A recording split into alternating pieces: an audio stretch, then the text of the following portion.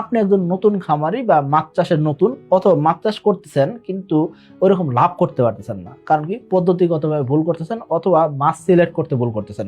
কোন মাছ চাষ করবেন সেটা আপনি বুঝতে পারতেছেন না, অথবা মাছ চাষের সময় আপনি আবেগে করে বা কোনো একটা ডিসিশন নিচ্ছেন, অন্য কারো বুদ্ধিতে আপনি মাছ চাষ শুরু করছেন, অ্যাকচুয়ালি আপনি না জেনে বুঝে মাছ চাষ শুরু করছেন। এসব কারণে আপনি লোকসান করতেছেন। আপনি জানেন না যে কোন মাছের দাম ভালো পাওয়া যায় বা সর্বোচ্চ দাম পাইতে গেলে কোন মাছ চাষ করা উচিত। আজকের ভিডিওতে সেই সম্পর্কে জানার চেষ্টা করব যে কিভাবে ভালো দাম পাওয়া যায় বা সর্বোচ্চ দাম পাইতে গেলে কোন ধরনের মাছ আপনি সিলেক্ট করবেন। তো চলুন শুরু করা যাক। দেখুন, আপনি যে কোনো একটা ব্যবসায় নামছেন বা যে কোনো একটা পেশায় নামছেন, অবশ্যই আপনার নিজের অভিজ্ঞতাটা খুব জরুরি। এখন আপনি যখন মাছ চাষ শুরু করলেন, সেক্ষেত্রে আপনাকে চিন্তা করতে হবে কি আমি যেই মাছগুলো চাষ করব এই মাছগুলো আমার এলাকায় বিক্রি হয়ে গেছে কিনা, অর্থাৎ আপনার টেরিটরিতে আপনার এলাকার ভিতরে বিক্রি হইতেছে কিনা সেটা আপনাকে খেয়াল করতে হবে।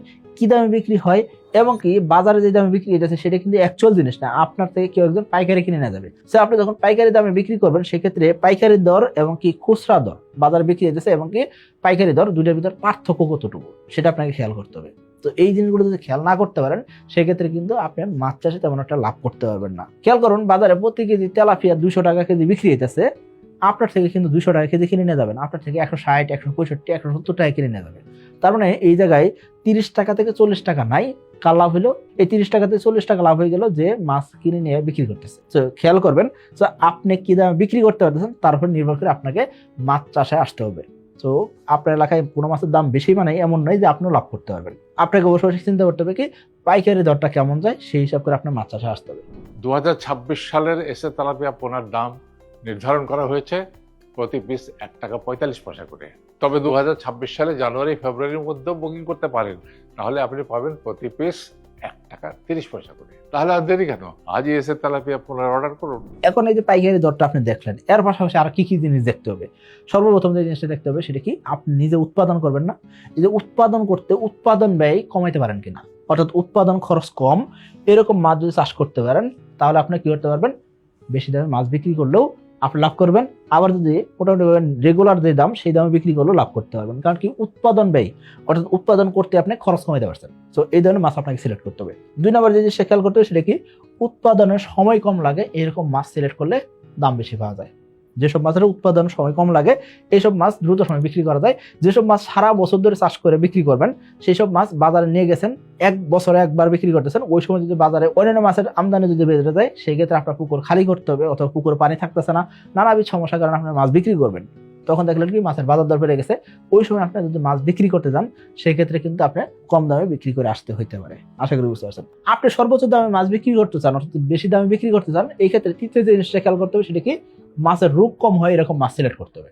খেয়াল করবেন, যেসব মাছের রোগ বারংবার হয়, ঝুঁকি থাকে, যেসব মাছের রোগ ব্যাধি হইলে সমস্যার সমাধান করা যায় না অথবা রোগ হয়ে গেছে, এইসব মাছ বাজারে বিক্রি করতে চান, ভালো দাম পাবেন না, বিক্রি নাও হইতে পারে, এমন হয় যে বিক্রি হবে না, মাছের শরীরে ঘা আছে, বিক্রি হইতে চায় না। তো আপনি যখন মাছ চাষে যাবেন, সেক্ষেত্রে অবশ্যই যেসব মাছের রোগ ব্যাধি কম হয় এরকম মাছ আপনাকে সিলেক্ট করতে হবে। এখন আপনি বলছেন ভাই যেসব মাছের রোগ ব্যাধি কম হয় এরকম মাছ কি? এক নম্বর হলো কি কার্পেট মাছ, কার্পেট মাছের রোগ ব্যাধি কম হয়, তেলাপিয়া রোগ ব্যাধি কম হয়, পাঙ্গাস রোগ ব্যাধি কম হয়। তো এই ধরনের মাছ আপনি সিলেক্ট করতে পারেন। আশা করি বুঝতে পারছেন। এরপর আসেন যে সারা বছর চাহিদা থাকে এরকম মাছ সিলেক্ট করতে হবে। দেখুন, বাংলাদেশে যেসব মাছ চাষযোগ্য আছে সকল মাছই কিন্তু সারা বছর চাহিদা সম্পন্ন মাছ, সারা বছরই বিক্রি করা যায়। তবে ক্যাটফিশ জাতীয় মাছের ক্ষেত্রে সারা বছর অনেক সময় চাহিদা থাকে না। হঠাৎ করে দেখলেন কি ইলিশের আমদানি বেড়ে গেছে, এই সময় কিন্তু চাষের মাছের দাম কমে যায়, তাই না? আবার দেখলেন কি ক্যাটফিশ জাতীয় মাছের দাম বেশি, এই ক্ষেত্রে সবসময় কিন্তু মানুষের সামর্থ্য এক থাকে না, সারা বছর মানুষ অনেক বেশি কেনাকাটা করতে পারবে এরকম থাকে না। বিশেষ করে ধরেন ডিসেম্বর মাসে মানুষের কেনাকাটা করার সামর্থ্য কমে যায়। তো আপনি যদি ক্যাটফিশ মাছ যদি শীতকালীন সময় বিক্রি করতে চান, সেক্ষেত্রে কিন্তু দাম একটু কম পাবেন। আশা করি বুঝতে পারছেন। তো আপনাকে হিসাব নিকাশ করে মাছ চাষে আসতে হবে। বাজার দাম অনেক বেশি উঠানামা করে এরকম মাছ সিলেক্ট করা যাবে না, অর্থাৎ কম উঠানামা করে এরকম মাছ সিলেক্ট করতে হবে। যেমন ধরেন আপনি পাঙ্গাস চাষ করছেন, পাঙ্গাস মাছ বাজারে নিয়ে গেছেন, হঠাৎ করে দেখলেন কি বাজারে অন্যান্য মাছের আমদানি বেড়ে গেছে, পাঙ্গাস মাছের দাম কমে যাবে। আপনার গতকাল পাঙ্গাস বিক্রি হয়েছে 140 টাকা কেজি, আজকে হঠাৎ করে 125 টাকা 128 টাকা কেজি বিক্রি করতে হইতেছে। আপনি বলতে ভাই আমার 1 কেজি পাঙ্গাস উৎপাদন করতে 135 টাকা খরচ হয়ে গেছে, 128 টাকা ধরে বিক্রি করে আনলাম, আমার তো লোকসান হলো। হ্যাঁ, লোকসান হইতেই পারে, অস্বাভাবিক কিছুই না। তো আপনি যখন আড়তে পাঙ্গাস নিয়ে যেতেছেন, সেক্ষেত্রে আপনি লাভ করে আসতে পারেন, লোকসান করে আসতে পারেন, এটা আপনাকে হিসাবে রাখতে হবে। যেসব মাছের বাজার দর উঠানামা কম করে এরকম মাছ আমাদের সিলেক্ট করতে হবে। এখন আপনি বলছেন তাহলে কোন ধরনের মাছ সিলেক্ট করবো? আমি এখন আপনাকে বলবো আপনি একটু আপনার এলাকায় খোঁজ নেন, কোন মাছ আপনার এলাকায় বেশি বিক্রি হইতেছে, কেন বিক্রি হইতেছে সেটা আপনাকে একটু খোঁজ নিয়ে দেখেন, তাহলে আপনি এটার কারণ খুঁজে পেয়ে যাবেন। এর পাশাপাশি আমি আপনাকে একটু সহজ করার চেষ্টা করতেছি, সেটা কি আপনি কার্যত মাছ চাষ করবেন, সেই ক্ষেত্রে অনায়াসে চাষ করতে পারবেন। সারা বছর চাহিদা থাকে, সারা বছর ভালো দাম থাকে, মাছের দাম তেমন একটা উঠানামা করে না। সো আপনি কার্যতে মাছ চাষ করতে পারেন, সর্বোচ্চ দামে বিক্রি করতে চাইলে আপনি কার্যতে মাছ চাষ করতে পারেন। এক্ষেত্রে খেয়াল করবেন, কার্যতে মাছ যত বড় করে বিক্রি করতে পারবেন তত ভালো দাম পাওয়া যায়। এবং কি বড় করে যদি কার্যতে মাছ উৎপাদন করে বিক্রি করেন, এক্ষেত্রে আপনার প্রতিযোগী কমে যায়। অর্থাৎ আপনার এলাকার সকলে কিন্তু বড় করে কার্যতে মাছ বিক্রি করতেছে এমন নয়। অর্থাৎ কার্প ফেটেনিং করলে দামটা ভালো পাওয়া যায়, এবং কি সর্বোচ্চ দামে মাছ বিক্রি করতে চাইলে আপনি কার্প ফেটেনিং করতে পারেন। এসে তেলাপিয়া পোনা খায় কম, বাড়ে বেশি, আর তাই খামারি ভাইদের প্রথম পছন্দ এসে তেলাপিয়া পোনা। এসে তেলাপিয়ার পোনা ডেলিভারি শুরু হবে 15 মার্চ থেকে, আর ডেলিভারি চলবে 25শে নভেম্বর পর্যন্ত। তাহলে আর দেরি কেন, আজই এসে তেলাপিয়া পোনার অর্ডার করুন। আপনি দ্বিতীয় যে মাছটা চাষ করতে পারবেন সেটা কি ভিয়েতনাম কই, তবে এটা সিজন হিসাব করে চাষ করতে হবে। সারা বছর চাষ করলে দাম ভালো পাওয়া যায় না। আপনি ভিয়েতনাম কই মাছের পোনা মার্চ মাসে পেয়ে যাবেন। সো মার্চ মাসে যদি চাষে দেন, সেক্ষেত্রে দেখবেন কি প্রথম চালানে মাছ বিক্রি করলেন খুব ভালো দামে বিক্রি করতে পারবেন। কিন্তু কই মাছ আবার যদি শীতের আগে বিক্রি করতে চান, সেক্ষেত্রে কিন্তু সকল মাছের দাম কমে যায়, ওই সময় কই মাছের দামও কিন্তু কম পাবে। আশা করি বুঝতে পারছেন। সো কই মাছ আপনার এলাকার চাহিদা আছে কিনা সেই হিসাব করে আপনাকে চাষে আসতে হবে। সকল এলাকায় কিন্তু কই মাছের চাহিদা থাকে না, এটা আপনি হিসাব নিকাশ করে চাষে আসবেন। এরপর আসেন তেলাপিয়া। তেলাপিয়ার ক্ষেত্রে আমাদের এসে তেলাপিয়া চাষ করতে পারেন। এই তেলাপিয়া মনোসেক্স তেলাপিয়া, এই তেলাপিয়া আপনি যখন চাষ করবেন সেই ক্ষেত্রে 4 মাসে বিক্রি করা যাইতেছে। সো আপনি সারা বছর বিক্রি করতে পারবেন। তেলাপিয়া মাছের বাজার দর কিন্তু তেমন একটা উঠানামা করে না, বিশেষ করে শীতের সময় তো সকল মাছের দামই কমে, ওই সময় আলাদা হিসাব। কিন্তু সারা বছর যদি আপনি তেলাপিয়া বিক্রি করেন কোনো সমস্যা নেই, সারা বছর ভালো দামে বিক্রি করতে পারবেন।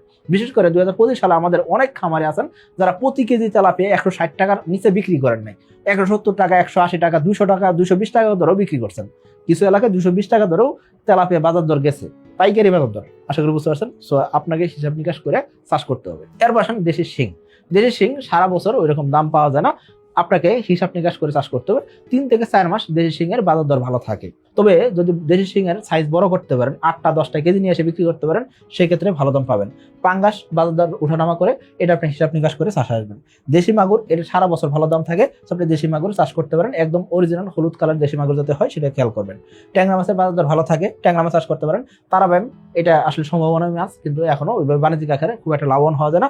আপনি হিসাব নিকাশ করে তারাবাইম চাষে আসতে পারেন। ভিয়েতনাম শোল সারা বছরে একবার বিক্রি হয়, তবে যদি আপনি হিসাব নিকাশ করে মানে মোটামুটি এপ্রিল মে মাসে বিক্রি করবেন, এরকম করে যদি বিক্রি করতে পারেন বা এরকম করে চাষে দিতে পারেন, সেই ক্ষেত্রে আপনি ভালো দাম পাবেন, এটা আশা করা যায়। এরপর আসেন দেশি শোল। দেশি শোলের বাজার দর সারা বছর ভালো থাকে, চাষ করতে পারেন। মলা মাছের চাহিদা ভালো থাকে, গুলশা মাছের চাহিদা ভালো থাকে। পাবদা মাছের বাজার দর কিন্তু একটা সময় অনেক হাই ছিল, 1200 টাকা 1500 টাকা কেজি বিক্রি হয়েছে। এখন এই পাবদা মাছের দাম আস্তে আস্তে কমে আসছে, তাই না? এখন যদি পাবদা মাছের চাষের সংখ্যা বেড়ে গেছে, সেই ক্ষেত্রে পাবদা মাছ আপনি চাষ করতে পারেন। তবে খেয়াল করবেন, পাবদা মাছ যত সাইজ বড় করে বিক্রি করবেন তত ভালো দাম পাওয়া যাবে। আপনি মিশ্র মাছ চাষে পাবদা দিতে পারেন, যে কোনো মাছের সাথে পাবদা দিতে পারেন, এতে করে রেজাল্ট ভালো হবেন। আমাদের অনেক খামার আছেন যারা তেলাপিয়ার সাথে পাবদা দিয়ে থাকেন। আপনি যে কোনো মাছের সাথে পাবদা দিতে পারেন, এমনকি বছরে একবার পাবদা বিক্রি করবেন, 10টা 12টা 14টা কেজি বিক্রি করবেন, এই ক্ষেত্রে দাম বেশি পাবেন। কিন্তু আপনি 20-22টা কেজি 25টা কেজি পাবদা বিক্রি করবেন, এই চিন্তা করে আসলে সেক্ষেত্রে দাম একটু কমই পাওয়া যায়। 2026 সালের এসে তেলাপিয়ার পোনার দাম নির্ধারণ করা হয়েছে 1 টাকা 45 পয়সা পিস। তবে জানুয়ারি ও ফেব্রুয়ারি মাসের মধ্যে এসে তেলাপিয়ার পোনা বুকিং করলেই পাচ্ছেন প্রতি পিস 1 টাকা 30 পয়সা দামে। অফার মূল্যে এসে তেলাপিয়ার পোনা বুকিং করতে আজই যোগাযোগ করুন কোম্পানির নাম্বারে। এর পাশে অন্যান্য যে মাছগুলো আছে আমাদের দেশে, রাক্ষসে মাছ, টাকি, ফলি, আইর, বোয়াল, চিতল, এই যে রাক্ষসে মাছগুলো, এই রাক্ষসে মাছগুলো আমরা ছোট পুকুরে চাষ করতে নিষেধ করি। যাদের বড় জলাশয় আছে, যারা চিন্তা করেন যে আমার পুকুরে অবাঞ্ছিত মাছ হয়, তারা কিন্তু এই মাছগুলো চাষে দিতে পারেন। এর পাশে যে চিংড়ি মাছের ভালো দাম থাকে কিন্তু উৎপাদন কম হয়, এই হিসাবটা করে আমাদের চাষে আসতে হবে। এর পাশে যে সরপুটি, বাটা, খরশুলা, এইসব মাছের কিন্তু চাহিদা সম্পন্ন মাছ, এইসব মাছ আপনি ইজিলি চাষ করতে পারেন। আশা করি বুঝতে পারছেন। অর্থাৎ চাষযোগ্য যত মাছ আছে সকল মাছই চাষ করা যায়, তবে কিছু মাছ আমরা সবসময় চাষে আসবো না বা নতুন খামারে চাষে আসবো না। আশা করি বুঝতে পারছেন। সকলে ভালো থাকবেন, সুস্থ থাকবেন। আসসালামু আলাইকুম।